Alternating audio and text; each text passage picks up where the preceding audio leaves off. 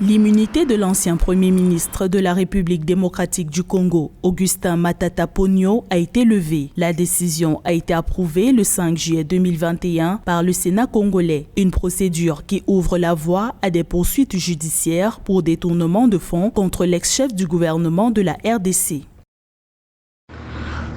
L'ancien Premier ministre Matata Ponyo Augustin est soupçonné d'avoir détourné d'énormes sommes d'argent destinées au parc agro-industriel de Bukangalonzo et le procureur près de la Cour de cassation a entamé une action pour l'entendre en justice afin qu'il prouve son innocence ou que sa culpabilité soit prouvée. Donc, ce qui est arrivé hier, c'est une marche en arrière des sénateurs.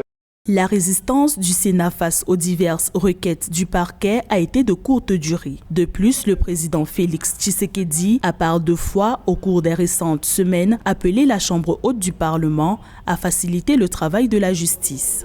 La décision de lever l'immunité afin que Matata Ponyo puisse répondre de ce qu'on l'accuse, de ce dont on l'accuse devant la justice est une bonne chose. Ça va dans le sens de ce que l'opinion publique voulait, ça va dans le sens de ce que le président de la République a exigé et ça va aussi dans le sens de ce que les institutions financières internationales ont demandé, une mesure forte, des mesures fortes de lutte contre la corruption et l'impunité.